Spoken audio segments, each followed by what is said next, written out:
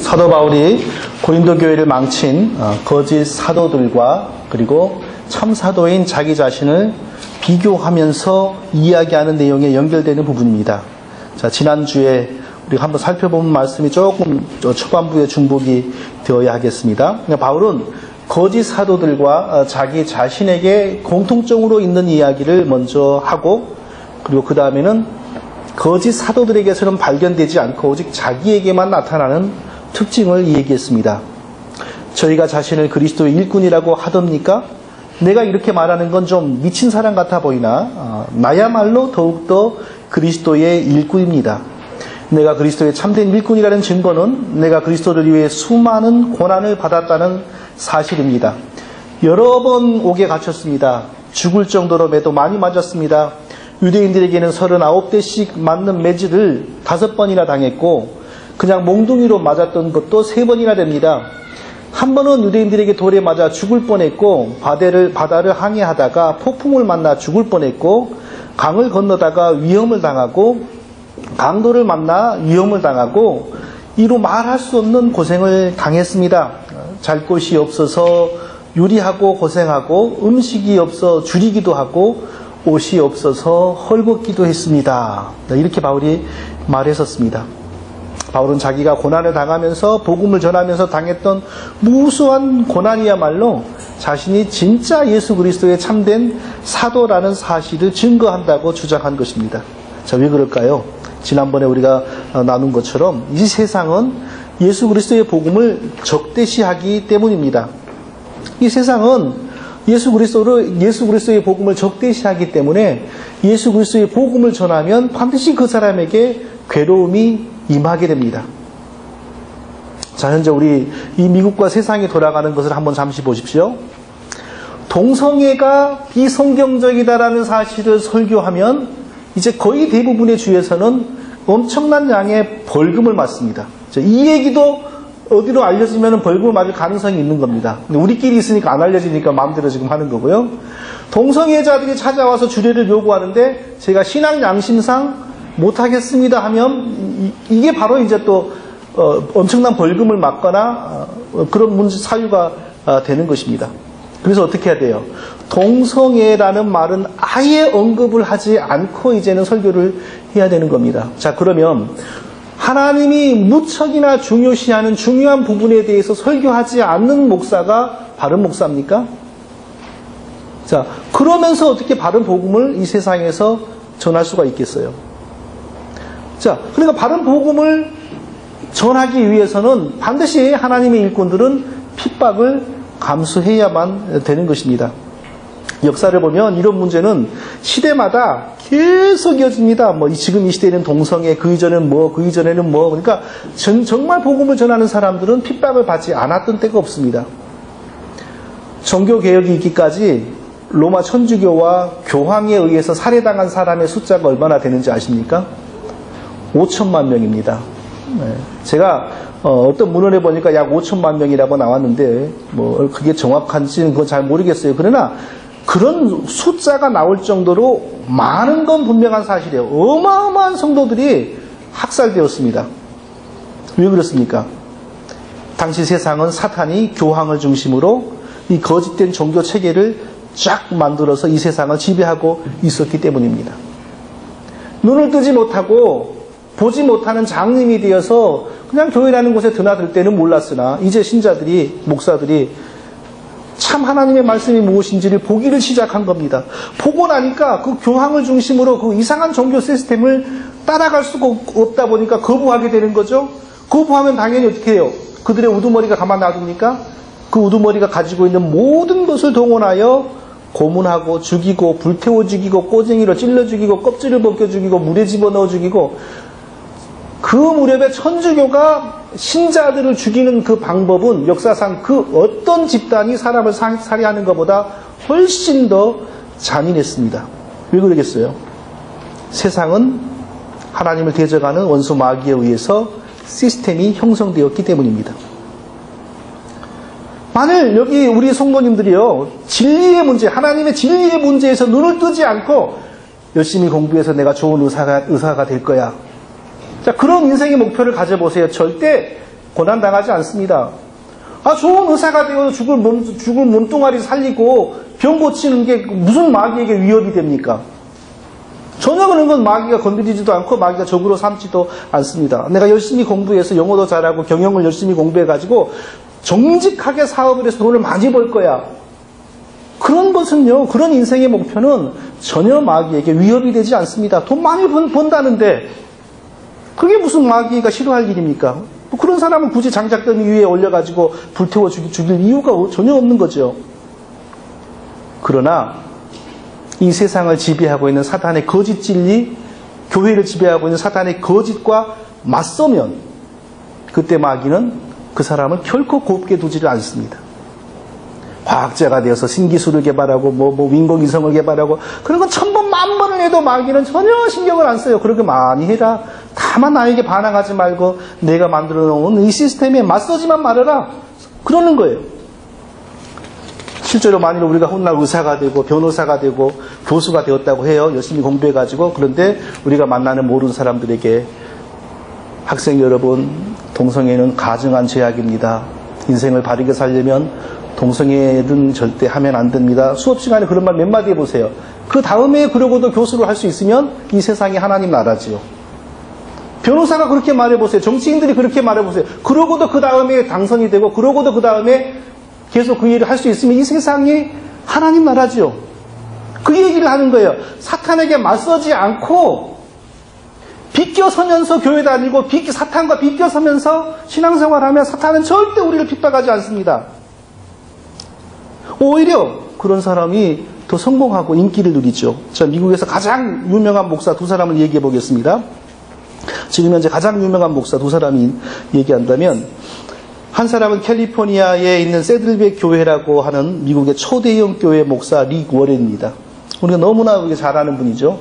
목적이 이끄는 삶이라는 책을 썼는데 이 책이 1000만 권이 팔려가지고 인세가 감당이 안 돼요. 너무 책이 많이 팔려가지고. 이분이 하는 교회에는 5만 명이 모여요. 그러니까 지금 자타가 공인하는 세계의 기독교를 대표하는 분입니다. 근데 이분이 하는 일이 뭔지 아세요, 요즘에? 크리슬람 운동이라는 것을 앞장서서 추진하고 있습니다. 크리슬람 운동이 뭐냐면요. 크리스찬과 무슬림은 뿌리가 같고 같은 하나님을 섬기고 있으니 서로 적대시하지 말고 서로 연합해야 된다. 이런 운동을 하는 거예요. 자, 무슬림이 어떻게 기독교하고 뿌리가 같고 같은 하나님을 섬깁니까? 무슬림에서 가장 중시하는 인물은 이스마일이잖아요. 아브라함의 아들 이스마일.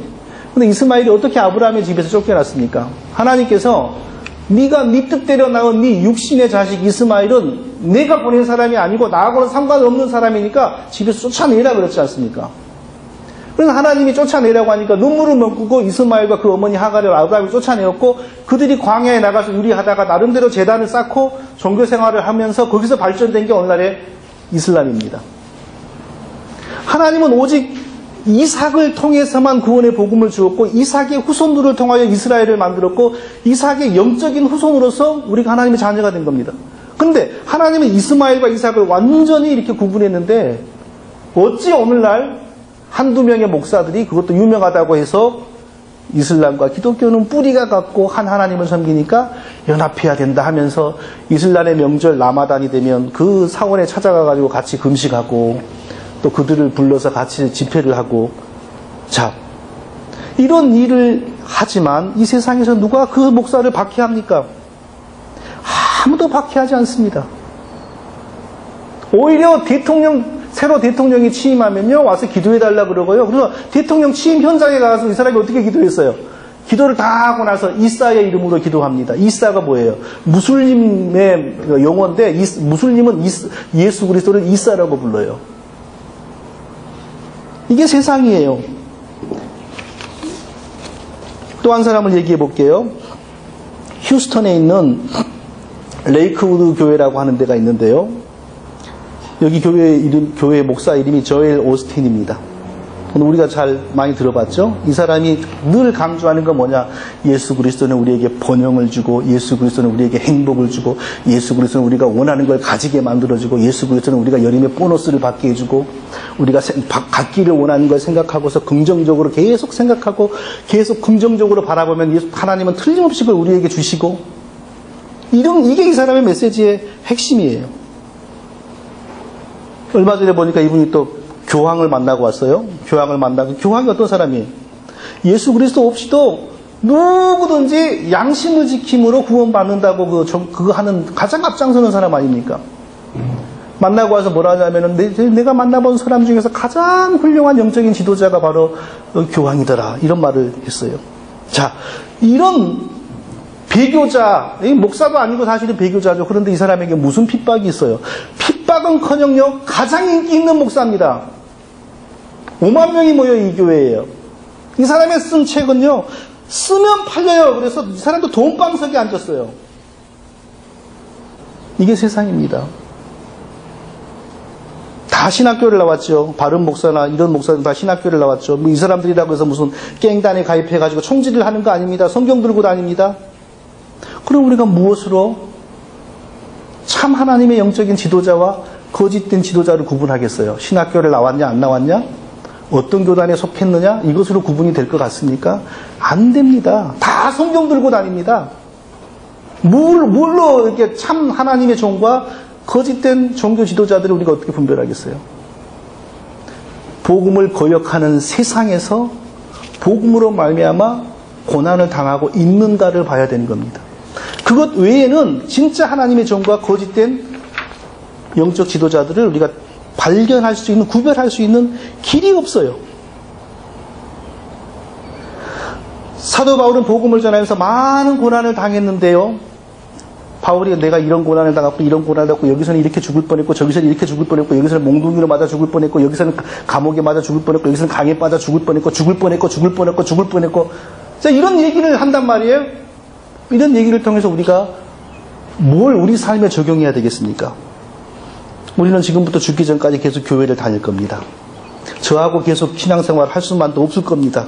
제가 죽는다거나 못 죽는다거나 무슨 문제가 있어서 다 헤어질 수 있을 겁니다. 어디를 가든지 우리가 하나님 앞에 바로 서 있는 영적 지도자를 만나는 게 인생에서 가장 중요한 것인데 어떻게 영적 지도자를 분별할 것인가? 복음을 거역하는 세상 속에서 핍박받으며 고난당하면서 성경이 말하는 좁은 길을 가면서 복음을 붙드는 사람, 그 사람을 따라야 된다는 거예요. 그렇지 않으면 장님이 인도하는 장인 군대에 속해가지고 헛되게 인생을 살 수가 있다는 것입니다. 친절한 목사, 상냥한 목사, 학력 좋은 목사, 인간관계의 기술이 좋은 목사, 화술이 좋은 목사, 언제나 얼굴이 밝은 목사들이 도처에 넘쳐서요. 이런 기술은 이제는 극에 다릅니다. 그러나 이런 기술로 영혼이 구원되는 건 아닙니다. 한국의 최근 뉴스를 들어보니까요. 어찌나 이제 목사들이 흔한지요. LA에 몇 년 전에 신학교를 나와서 놀고 있는 목사가 3,000명이라더니 이제는 한국도 똑같아져 가지고요. 하도 많다 보니까 어떤 문제가 벌어지냐면은 주일에는 교회 가서 설교하고 주중에는 도둑질하고 그래서 범죄자를 잡아놓고 보니까 목사들이에요. 자전거 훔치는 도둑을 잡고 보니까 목사고 보이스 피싱에 관련된 사람 잡아놓고 보니까 목사고 이렇게 목사가 많아도 진짜 구원의 복음을 전하는 목사는 너무너무 이제는 희귀한 천연기념물이 돼간다는 것입니다. 진짜 하나님의 종은 복음을 거역하는 세상에서 복음 붙들고 고통당하면서 살아간다는 사실, 이게 진짜 증거라는 사실을 우리가 기억해야 됩니다. 학력이 아닙니다. 인상이 아닙니다. 화술이 아닙니다. 친근한 말투가 아닙니다. 사람과의 관계의 기술이 아닙니다. 자, 오늘 두 번째로 더욱더 중요한 사실 한 가지를 살펴보겠습니다. 참된 복음을 전하는 영적 지도자에게서 발견되는 또 다른 특징 하나는요. 자, 복음을 전하는 하나님의 사람에게는 신령한 능력이 있습니다. 신령한 권세가 있습니다. 신령한 비밀이 있습니다. 그러나 더 중요한 것입니다. 결코 그것으로 말미암아 그 자신이 높아지거나 그 자신이 위대해지지는 않습니다. 그럴수록 오히려 하나님만을 의지하는 사람이 됩니다. 하나님만을 바라보는 사람이 됩니다. 이게 진짜 하나님이 쓰시는 말씀의 사역자들의 특징이라는 것입니다. 영적인 지도자니까 당연히 신령한 능력이나 신령한 비밀이 있겠죠. 이게 없으면 무슨 영적인 지도자겠어요. 근데 문제는 결코 그것으로 말미암아 자기가 높아지고 자기의 영달이 생기지 않는다는 것입니다. 그것은 오직 예수 그리스도의 복음이 전파되는 데만 쓰여진다는 것입니다. 거짓 복음의 사람들에게도 영적인 능력이 있습니다. 사람의 영혼을 미혹하는 능력이 있어야지 사람이 따를 것 아닙니까? 그런 게 없으면 누가 뭐 특별하게 생각하겠어요? 제가 16년 전에 어떤 사람을 만났습니다. 저는 당시에 이제 목사가 된 지 한 2, 3년이나 되었고, 그 사람은 전도사였습니다. 전도사면 이제 뭐 간신히 신학 학부나 나온 사람인데 나이도 어려요. 그런데 가만히 이제 하는 말을 들어보니까 상당히 재주가 있어요. 근데 그 재주가 어떤 재주냐면 사람들을 이렇게 막 나이 많은 사람들까지라도 자기를 추종하게 만드는 괴상한 아주 재주가 있어요. 그 교회 뭐 찬양 인도하러 기타 메고 들어가면요, 오김없이 그 교회에서 아주 열렬하게 추종하는 사람이 생겨요. 근데 그게 어느 정도냐면 그 교회 담임 목사의 목회를 위협하는 수준이에요. 사람들이 담임 목사보다는 그 사람을 더 좋아해서 그 사람들 중심으로 따로 모이고 뭐 이런 게 있더라고요. 그래서 나중에 결국 보니까 그 교회를 이렇게 차지하지를 못하니까 사람을 데리고 나가서 교회를 개척하더라고요. 제가 그 사람하고 조금 얘기를 하면서 이건 보통 일이 아니다. 굉장히 신묘한 영적인 기질이고 영적인 능력이다. 그런 생각이 아주 많이 들었어요. 근데 최근에 이 사람이 자꾸 이제 기독교 언론에 등장합니다. 근데 좋은 내용이 아니에요. 똑같은 얘기예요. 가는 데마다 아주 그냥 추종자들이 열렬하게 생겨나고 어린이나 어른이나 막 이 사람을 좋아한다는 거예요. 근데 희한하게 그런데 교회가 건강하고 안정돼 가는 게 아니라 교회는 그럴수록 쪼개어져요. 교회가 분열이 와요. 그런데 사람들은 또 이 사람에게 막 열광을 하고 미쳐요. 왜 그러겠어요? 이 사람에게 뭔가 영적인 능력이 나타나는 거예요. 그 영적인 어떤 묘한 힘이 있는 것입니다. 우리는 그런 것을 신령한 성령의 능력이라고 할 수 없습니다. 왜냐하면 신령한 성령의 능력이라면 그 사람을 통하여 예수 그리스도가 계속 높아지고 예수 그리스도가 계속 전파되게 됩니다. 그리고 결코 그 사람을 추종하는 사람은 그렇게 추종하는 사람은 생길 수가 없어요. 아, 좋다. 우리 전도사님, 우리 목사님 좋아 라고 하는 사람 분명히 있죠. 그러나 그 사람을 그렇게 맹목적으로 추종하고 그래서 교회가 깨질 지경이 되고 그런 일은 결코 벌어질 수가 없는 겁니다. 왜냐하면 성령은 그런 일을 하시지가 않아요. 성령은 그런 일을 하려고 이 세상에 오신 적이 없어요. 성령을 가장하는 다른 영의 능력인 것입니다. 고린도 교회도 바로 이런 사람들이 들어와가지고 신자들의 마음을 탁 사로잡아 버리니까 그 아름다웠던 교회가 순식간에 흔들려 버리는 거죠. 자, 참된 성령의 능력과 거짓된 영의 능력의 차이는 뭐겠어요? 거짓된 영의 능력은 결코 예수 그리스도만을 높이는 법이 없습니다. 그러지를 못해요. 태생적으로 그러지를 못해요. 그 사람을 높이고 그 사람을 자랑하게 만들고 그 사람을 유명하게 만들어요. 그래서 추종자들이 생깁니다. 그래서 예수 그리스도의 꿈이 이루어지는 것이 아니고 그 사람의 욕심과 야망이 이루어지는 것입니다. 이게 바로 악한 영의 습성이죠. 그러나 진정한 사도인 사도 바울과 같은 사람에게서 나타나는 신령한 힘은 반드시 그 결과가 뭐냐면 예수 그리스도의 참된 복음이 널리 분명하게 선포되게 되는 것입니다. 예수 그리스도만 높입니다. 결코 그 능력이 머무는 사람이 높아지고 사람이 유명해지지 않습니다. 자, 오늘 본문에서 사도 바울은 이전에 한 번도 하지 않았던 말을 합니다. 아주 자기도 신령한 체험이 있다는 말을 합니다. 무슨 내용이냐면요, 사한 채로 천국에 가서 죽지 않고 천국에 가서 다 천국을 보고 왔다는 얘기를 해요. 자, 실제로 그런 일은 분명히 있었지요. 언제 있었는지 우리는 모르지만, 왜냐하면 하나님께서 사도 바울을 신약의 교회 설립자로 성경을 14권이나 되는 성경을 쓰는 성경 저자로 사용하려면 기독교와 뭐 천국과 이런 것의 모든 것에 대해서 먼저 바울이 봐야 되지 않겠어요? 봐야지 글을 쓸 거 아니에요. 그러니까 하나님은 사도 바울에게 이런 것을 다 보여주신 거예요. 그러나 이전에는 바울이 한 번도 내가 살아서 천국에 가서 천국을 내가 본 적이 있다. 이런 말을 한 번도 하지 않았어요.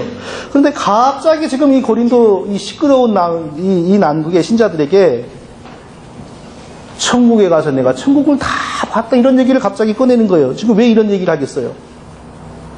거짓 사도들이 신령한 능력을 과시하면서, 진짜 신령한 능력이 아니죠. 거짓된 영의 능력을 과시하면서 신비한 일들을 얘기하면서 신자들의 마음을 이렇게 사로잡고 예수 그리스도 앞으로 이끌어가는 게 아니라 자기들의 욕심과 자기들의 배를 불리는데 이용하고 있기 때문에 바울도 부득이하게 말하는 거예요. 왜 나라고 해서 보통 사람들이 보지 못하는 그런 신비하고 신령한 게 없겠느냐. 근데 내가 왜 이런 말을 하지 않은지 아느냐? 나도 있다. 나도 14년 전에 천국에 가서 천국을 다 본 적도 있다. 이런 말을 하는 거예요. 근데 말이에요. 놀라운 사실은요. 특별한 사실은 바울은 이 천국에 가서 14년 전에 천국에 가서 천국을 자세하게 본 사람이 누구라고 정확하게 말을 안 해요. 그 누구겠어요? 바울 외에는 누가 있겠어요? 하나님이 성경을 14권이나 써야 될 사람, 바울에게 천국을 보였겠죠. 그런데 바울은 내가 갔다 이렇게 말하지 않아요. 내가 아는 어떤 사람이 14년 전에 천국에 가서 천국을 다 본 적이 있다. 내가 아는 어떤 사람이. 왜 그러겠어요? 이처럼 철저하게 성령의 사람들은, 진리의 사람들은 자기를 주장하거나 자기를 과시하는 법이 없어요. 태생적으로 그래요. 자기가 스타가 되지를 않아요. 항상 예수 그리스도와 십자가의 복음만이 중심에 있기를 바라는 거예요. 근데 본성적으로 성령의 역사는 그렇게 나타납니다. 예수님만 항상 드러내게 돼 있어요.